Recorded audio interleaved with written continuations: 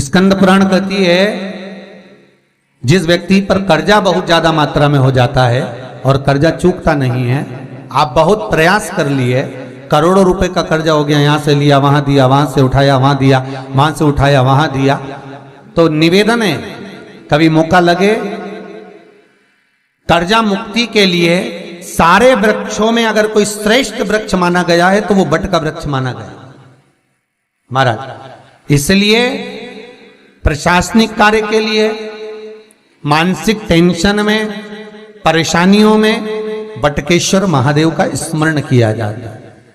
और यदि निवेदन करूंगा बहुत ज्यादा, यदि आपको कर्जा हो गया है, बहुत ज्यादा कर्जा हो गया और वो कर्जा चूक ही नहीं रहा, तो थोड़े दिन बड़ के पेड़ के नीचे आप बटकेश्वर महादेव के लिए 1 लोटा पानी, उसमें थोड़ा सा पिसा हुआ चावल पीस के गला लेना चावल को और पीस लेना, पीस के उस पानी में मिला लेना और मिलाकर उसमें थोड़ी सी हल्दी पिसी हुई डालकर बटकेश्वर महादेव के नाम से बड़ के पेड़ के नीचे अपनी कामना कर कर जो कर्जा हुआ है उस कर्जे का भान देते हुए, स्मरण देते हुए छोड़ दीजिए महाराज।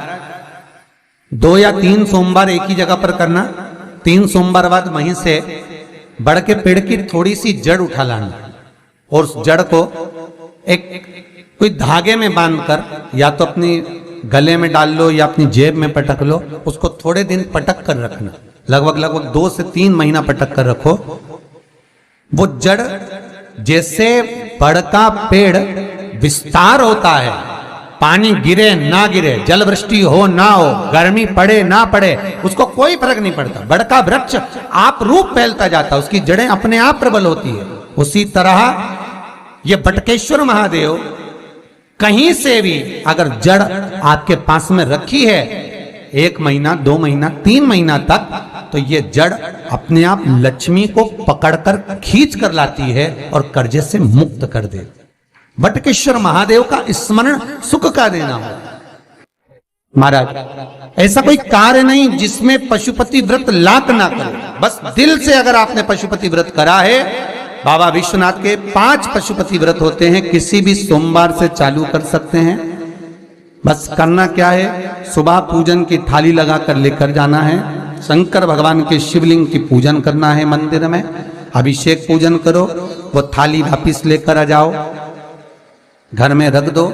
उसी थाली में शाम के समय प्रदोष काल में सूर्य डूब रहा हो, उसके कुछ ही समय के बाद आप आनंद में 6 दिए घर से लेकर जाओ, थोड़ा सा मीठा बनाकर लेकर जाओ और 5 दिए शंकर जी के मंदिर में लगाओ। पूजन करने के बाद में मीठे के 3 हिस्से कर दो, 2 हिस्से बाबा के मंदिर में अलग अलग रखिए, एक ही प्लेट में 2 हिस्से नहीं रखना है, दोनों हिस्सों को अलग अलग कटोरी में, अलग अलग दोने में, अलग अलग प्लेट में बाबा को रख दो और एक हिस्सा, एक दिया लेकर आ जाइए। घर के दरवाजे में प्रवेश करते समय राइट भाग में एक दिया घी का लगा दीजिए जो लेकर आए हो मंदिर से, उसको जला के नहीं लाना है, वहीं पर जलाना। दरवाजे के पास आराम से बैठो, दिया जलाओ और प्रसाद लेकर अपनी कामना कर कर घर के अंदर सीधा पांव रखकर अंदर चले जाओ। सवेरे फरियाल करो, शाम को भोजन करो। जब भोजन करो उस समय पर जो मीठे का आपने भोग लगाया था भोलेनाथ जी को, जिसका एक हिस्सा लेकर आए हो, सबसे पहले भोजन में वो हिस्सा खाओ। प्रसाद का जो हिस्सा लेकर आए हो उसमें से किसी को वो हिस्से में से प्रसाद नहीं देना, चाहे घर में बच्चे हों चाहे बड़े हों। आपको ज्यादा प्रसाद ले जाना तो अलग से ले जाओ, पर उस हिस्से में से किसी को प्रसाद ना दें। और वो प्रसाद पहले पाकर फिर आप भोजन प्रसादी ग्रहण करें। पर इसका नियम यह है कि प्रसाद जब आप लेकर आते हैं, आपको पहले भी कथा में कहा कि शंकर का प्रसाद रात भर नहीं रखा था। जितनी जल्दी आप प्रसाद का हिस्सा लेकर आए हैं, आधे घंटे के अंदर, पौन घंटे के अंदर आपको वो प्रसाद पाना है और भोजन करना ही है। ये नहीं कि सब आएंगे, इंतजार कर रहे हो, 10 बज गई, 11 बज गई, प्रसाद आपका इंतजार कर रहा है। जो प्रसाद है वो आपकी प्रतीक्षा कर रहा, आपकी बाट जो रहा, आपका इंतजार कर रहा।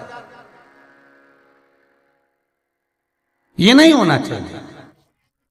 महाराज कितना सुंदर कहा है शास्त्रों में कि केवल एक देव अधिदेव महादेव एक ऐसे होते हैं जिनका प्रसाद रात भर नहीं रखा था, कहां से लिया है, प्रसाद लाकर ताजा रहता है जब तक आप पाते हैं, फिर वो फ्रिज में रख देते हैं। फ्रिज में रखा रखा किसी ने खाया नहीं खाया, जितने समय तक फ्रिज में प्रसाद रखा रहता है वो इंतजार करता है कि कोई मुझे प्रसाद भक्षण करे। प्रसाद का मतलब होता है प्रभु का साक्षात दर्शन। प्रसाद का मतलब ही यही है, प्रसाद, प्रभु का साक्षात दर्शन। वो रखा रखा जब ज्यादा समय हो जाता है तो घर में वो कष्ट प्रदान करने लगता है। हमेशा याद रखो, प्रसाद जैसे ही आए उसका सही समय पर उसको पाओ। रखे हुए प्रसाद पड़ा हुआ है, फ्रिज में रखा हुआ है, बेटा खाएगा, बहू खाएगा, ये खाएगा, वो खाएगा, फिर धीरे धीरे वो बद्दुआ देना प्रारंभ कर देता है, जिससे घर में बड़ी बीमारी फैलने लगती है, बड़ा रोग आने लगता है। तो लोग सोचते हैं हमारे घर में ना तो हम कोई नशा करते हैं, ना हम कोई चीज खाते हैं, ना हम बाजार का खाते हैं, फिर रोग कहां से आता, फिर बीमारी कहां से आती? अर्थात वो बद्दुआ देता है। उसका प्रयोग करो, समय पर करो, समय पर पाओ।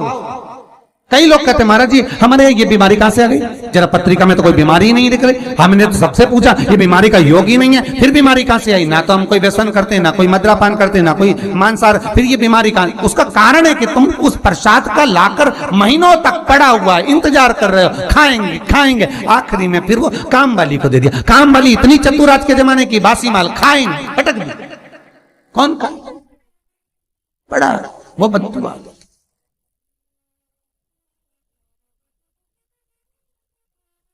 जितना आपको पाना है, जितना आपको लेना है, उतना प्रयोग करो। ज्यादा रखकर बहुत दिनों तक पड़ा है, थोर रखी है, मोहन थाल रखा है, लड्डू रखा है, पेड़ा रखा है, कुछ सामान रखा, नहीं नहीं भाई, जितना बने उतना लाओ, नहीं तो किसी को तुरंत बांट दो, समापन करो। पर अपने यहां पर बहुत दिन तक रखकर उसका बाबा स्वयं, मेरा श्री जी बाबा, मेरे तिरुपति बाबा, मेरा गोवर्धन नाथ, मेरा भोलेनाथ, उस प्रसाद के रूप में तुम्हारे घर में कितने दिन इंतजार करे कि मैं तेरे भीतर प्रवेश करूं, पर तू कराए ही नहीं, पड़ा है, रखा रहने दो, मन नहीं करता। शक्तियों जैसा कर्म मत करो जिससे हमें कष्ट की।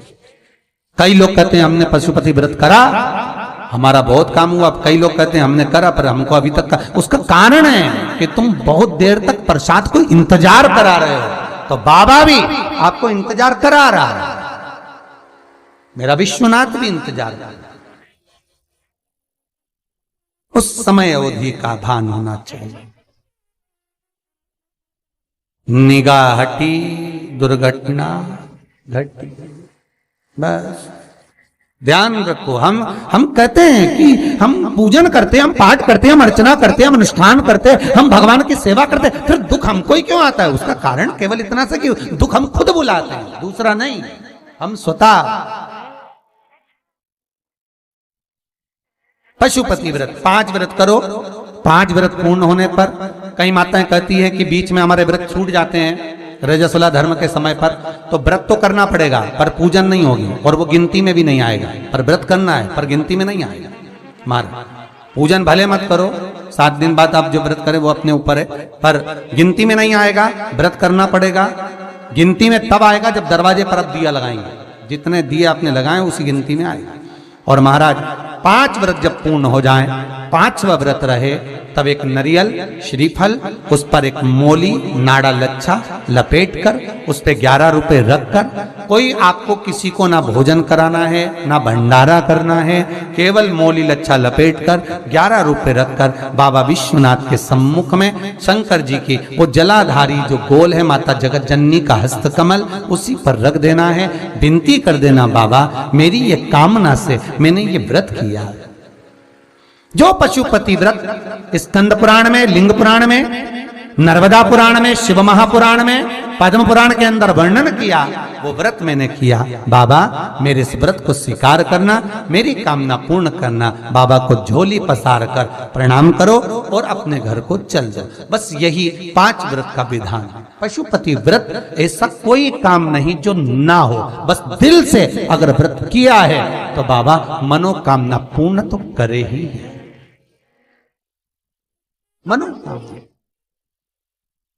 आप हमारे घर के चाहे घर की धर्मपत्नी हो, चाहे भांजे हो, कोई प्रॉब्लम होती है, हम उनसे कह देते पशुपति व्रत कर लो, हो जाए। बस पशुपति व्रत में आपका भाव शुद्ध होना चाहिए, निर्मल चित्त निर्मल मन सो मोहि पावा, मोहि छल छिद्र कपट ना भावा। निर्मलता के भाव में भगवान मिल सकता। और फिर निवेदन करूंगा, एक लोटा पानी चढ़ाओ ना चढ़ाओ, पर बाबा से दिल से आप मिलो तो, एक बार दिल से उससे कहो तो। शिव शंकर का पशुपति व्रत केवल सांसारिक मनुष्य ही नहीं करता, ये पशुपति व्रत देवता भी करते।